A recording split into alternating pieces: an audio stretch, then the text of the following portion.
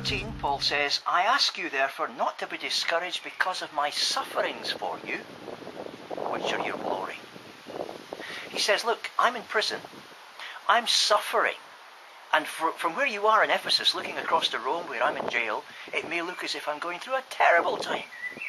It may look as if life has just no point or purpose in living. How can Paul keep on going? And you could be discouraged because you think God's plan has come unravelled. God's grace is not reaching Paul in the situation where he is. And Paul says, don't worry like that. It's funny, isn't it, when sometimes you're in a situation that other people think is dreadful and you're not too bothered about it.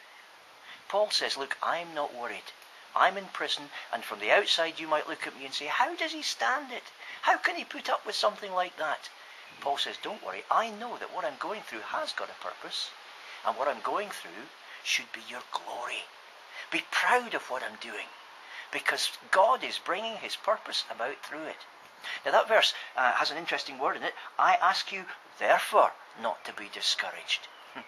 What's the therefore referring back to? Paul is saying, for this reason, I won't want you to be discouraged. What reason?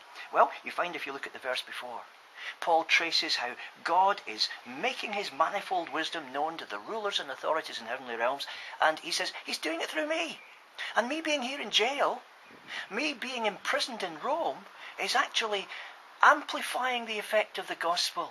It's reaching people and places it would never otherwise go to. And in that, I can see the plan and the purpose of God. This is something we need to remember, isn't it? We can't judge anybody else's life. It's possible to look at people and think, they seem to have all the sorrows of the world on their shoulders. Life never seems to give them an even break. It's horrible. It's awful.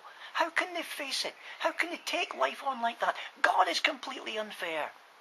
And you know, if you were in that person's situation, you might not feel like that at all.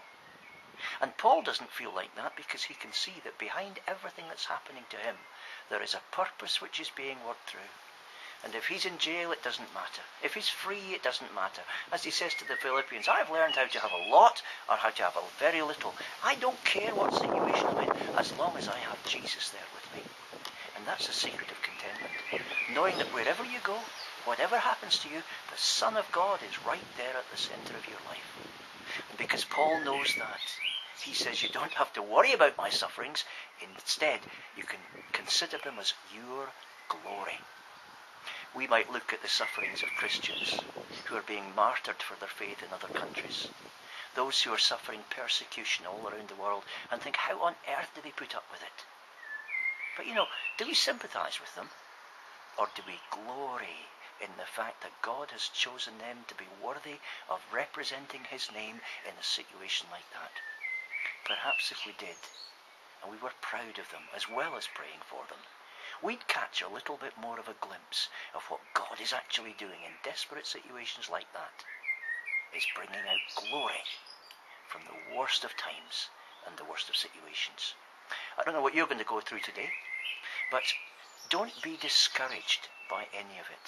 Instead, see the purpose that God is bringing through everything that happens to you and consider it glory. Have a good day.